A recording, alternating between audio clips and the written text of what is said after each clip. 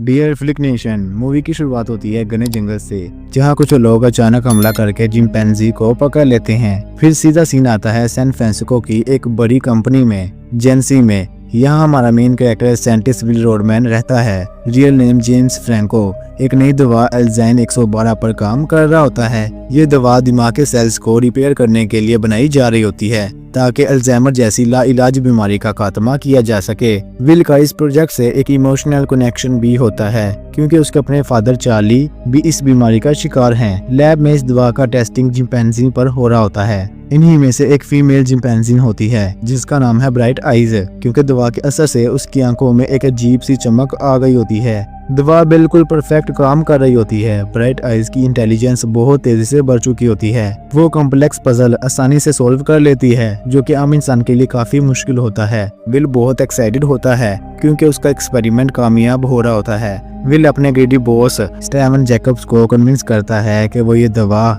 Human trials इंसानों पर test के लिए बोर्ड ऑफ डायरेक्टर के सामने प्रेजेंट करे। लेकिन जिस दिन प्रेजेंटेशन होती है, लैब में कुछ अजीब होता है। ब्राइट आइज अचानक बहुत अग्रेसिव गुस्से में आ जाती है। वो अपने पिंजरे से बाहर निकलती है और लैब के गार्ड्स पर हमला कर देती है। वो तो बाही मचाते हुए बोर्ड रूम तक पहुंच जाती है, जहां मजबूरी में सिक्योरिटी गार्ड को उसको मारना पड़ता है, वो भी सबके सामने। इसी हादसे के बाद बॉस गुस्से में आकर प्रोजेक्ट बंद करने का ऑर्डर देता है और कहता है कि लैब में मौजूद बाकी सभी टेस्ट चिंपैंजी को मार दिया जाए। जब विल का एक साथी रॉबर्ट चिंपैंजी को क्लियर कर रहा होता है, तो उसे ब्राइट आइज के केज में एक छोटा सा बेबी चिंपैंजी मिलता है। अब विल को समझ आ जाता है कि ब्राइट आइज दवा की वजह से अग्रेसिव नहीं हुई थी, बल्कि वो अपने बच्चे को बचाने के लिए गुस्से में आई थी। रॉबर्ट इस बच्चे को मारने से इंसाफ इनकार कर देता है। विल मजबूरी में इस बच्चे को अपने घर ले आता है, ताकि कुछ दिन रख सके। विल के घर में उसके बीमार फादर चार्लिस इस बेबी चिंपैंजी को देखते हैं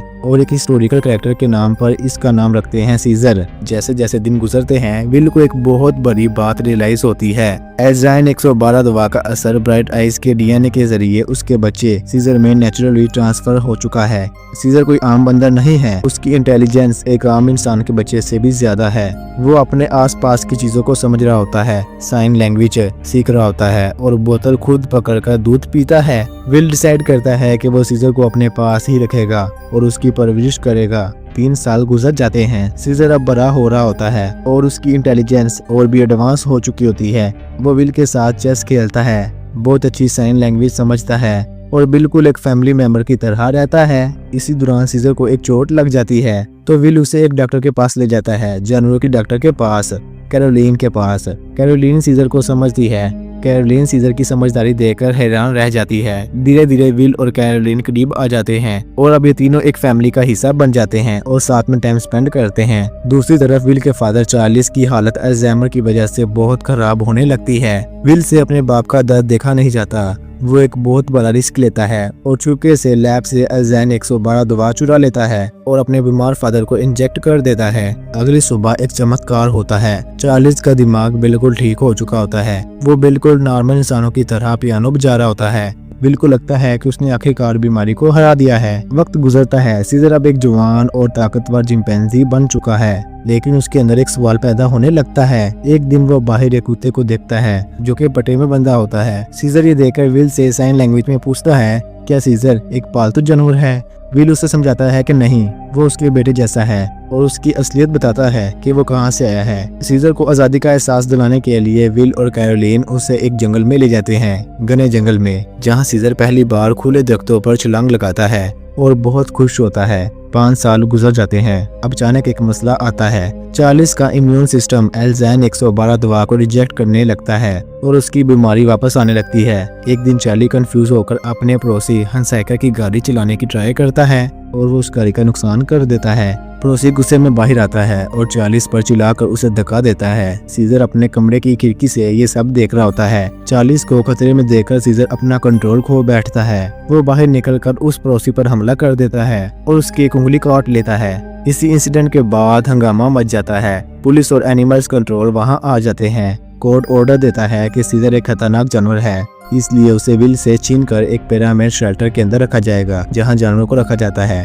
विल बहुत रोता है और रोते हुए सीजर को वहाँ छोड़ देता है और वादा करता है कि वो उसको जल्दी वापस ले आएगा। सीजर अपने पिंजरे से विल को जाता हुआ देखकर बहुत अकेला और धोखा खाया हुआ महसूस करता है। सीजर को शेल्टर में छोड़ दिया जाता है। ये जगह बाहर से एक आम शेल्टर लगती है, लेकिन अंदर जानवरों के साथ बहुत बुरा सलूक होता है। यहाँ का इंचार्ज जॉन लैंडन है और उसका बेटा डॉर्ज लैंडन है। जानवरों पर बहुत ज्यादा जुल्म करते हैं। डॉर्ज सीजर को पानी के पाइप और टेजर इलेक्ट्रिक शॉक से डराता है। सीजर पहली बार इंसानों का इतना जालिम रूप देखता है। वो अपने पिंजरे में अकेला रोता है और जो उसने खिड़की अपने घर में ड्रा की थी और वैसे ही खिड़की दीवार पर बनाकर विल का इंतजार करता है। जब सीजर को बाकी बंदरों के साथ कॉमन एरिया में छोड़ा जाता है तो वहाँ का अल्फा चिंपैंजी रॉकेट उस पर हमला कर देता है। सीजर को एहसास होता है कि ये बंदर उसकी तरह समझदार नहीं है, लेकिन यहाँ उसकी दोस्ती एक ओरगंटन से होती है जिसका नाम मर्सी है। मर्सी पहले एक सर्कस में था और थोड़ा बहुत साइन लैंग्वेज जानता है। सीजर मर्सी को बताता है कि बंदर बेवकूफ हैं, लेकिन इंसान जालिम है। दूसरी तरफ विल अपने फादर चार्ल्स को बचाने में नाकाम रहता है क्योंकि उनका इम्यून सिस्टम दवा को रिजेक्ट कर देता है। चार्ल्स की डेथ हो जाती है। विल बहुत टूट जाता है, लेकिन अपने बॉस जैकब को कन्विंस करता है कि उसने एक नई दवा और भी ज्यादा पावरफुल बनाई है जिसका नाम है एल्ज़ाइन 113। पिछली दवा का नाम था एल्ज़ाइन 112। 113 दवा जो वायरस के जरिए दिमाग में दाखिल होती है और हमेशा के लिए दिमाग को ठीक कर सकती है। जैकब्स जो कि एक सिर्फ पैसों का भूखा है, इस नई दवा को दूसरे चिंपैंजी पर टेस्ट करने का ऑर्डर देता है। विल आखिरकार कोर्ट और शेल्टर ओनर को रिश्वत देकर सीजर को वापस घर ले जाने की परमिशन ले लेता है, लेकिन जब विल शेल्टर पहुंचता है और सीजर को बुलाता है तो सीजर उसके पास आता है, लेकिन विल के साथ जाने से इनकार कर देता है। सीजर खुद अपने पिंजरे का दरवाजा बंद कर देता है। जी हाँ, उसने समझ लिया है कि उसकी असली जगह अब कहाँ है। जाते जाते सीजर बहुत ही चालाकी से विल की पॉकेट से एक छोटा सा चाकू पॉकेट नाइफ चुरा लेता है। अब सीजर एक कैद खाने पर कब्जा करने का प्लान बनाता है। रात के अंधेरे में वो अपने चुराए हुए चाकू से पिंजरे का लॉक खोलता है। वो कॉमन एरिया में जाता है और सबसे खतरनाक और बड़े गुरीला जिसका नाम बक है उसे आजाद करता है। बक सीजर के सामने झुक जाता है और उसे अपना लीडर मानता है। अब सीजर सब बंदरों को इकट्ठा करता है और रॉकेट पुराना अल्फा को हराकर सबका ऑफिशियली लीडर बन जाता है। सीजर का प्लान अब सिर्फ आजादी नहीं बल्कि अपने साथी बंदरों को अपने जैसा समझदार बनाना है। सीजर जानता है कि उसकी अकेली समझदारी काफी नहीं है। रात के अंधेरे में वो शेल्टर से निकलकर खामोशी से विल के घर जाता है। विल वहाँ सो रहा होता है तो सीजर फ्रिज से नई दवा एल्ज़ाइन 113 को चुरा लेता है। विल वापस आता है और दवा को कॉमन एरिया में रिलीज कर देता है। अगली सुबह जब सब जागते हैं तो उनकी आंखों में वैसे ही चमक होती है जैसे ब्राइट आईज और सीजर की आंखों में थी। अब शेल्टर का हर बंदा सीजर की तरह समझदार हो चुका है। सुबह जब डॉर्ज लैंडन उनको कंट्रोल करने आता है तो उसे एहसास होता है कि बंदर अब उसकी बात नहीं सुन रहे। वो गुस्से में सीजर पर इलेक्ट्रिक शॉक चलाने की ट्राई करता है, लेकिन सीजर उसका हाथ पकड़ लेता है और फिर एक ऐसा लम्हा आता है जो सबको हिला देता है। सीजर इंसानी आवाज में चीख कर कहता है नो नहीं। डॉर्ज हैरान रह जाता है कि ये बंदर कैसे बोल सकता है। एक छोटी सी फाइट होती है उन दोनों के बीच जिसमें डॉर्ज गलती से अपने ही टेजर से करंट लगने की वजह से मर जाता है। सीजर और उसकी नई फौज शेल्टर का दरवाजा तोड़कर आजाद हो जाते हैं।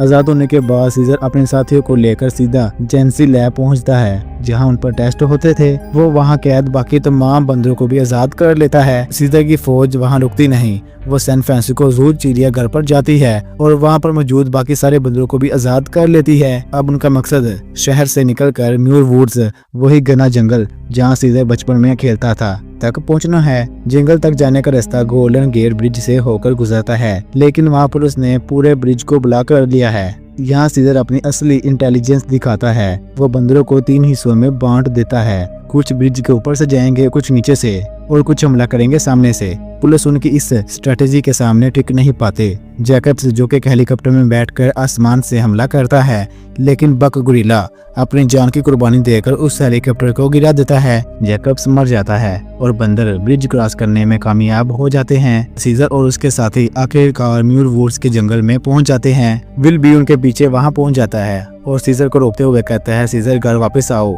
मैं उनकी हिफाजत करूंगा। सीजर विल के गले लगता है और उसके कान के पास जाता है और बोलता है, सीजर इज होम। सीजर अपने घर में है। विल समझ आता है कि सीजर अब उसका पालतू नहीं रहा बल्कि अपनी एक नई दुनिया का लीडर बन चुका है। सीजर पैरों के ऊपर चला जाता है और अपने साथियों के साथ आसमान की तरफ देखता है। मूवी के आखिरी सीन में हम देखते हैं कि विल का पड़ोसी, जिसको एल्जाइन 113 वायरस गलती से लग गया था, एक पायलट है। वो अपने फाइट के लिए एयरपोर्ट जाता है और उसके जरिए ये वायरस पूरी दुनिया में फैलना शुरू हो जाता है, जो कि हमें दिखाया जाता है, जो कि इंसानों के खत्म और बंदरों के राज करने का आगाज है और मूवी पूरी तरह खत्म होती है। तो दोस्तों, अगर आपको मेरी एक्सप्लेनेशन अच्छी लगी हो तो वीडियो को लाइक शेयर कमेंट जरूर कीजिएगा और अगर आप चैनल पर नए हैं तो प्लीज चैनल को सब्सक्राइब करना मत भूलना। मैं मिलता हूँ आपसे नेक्स्ट वीडियो के साथ।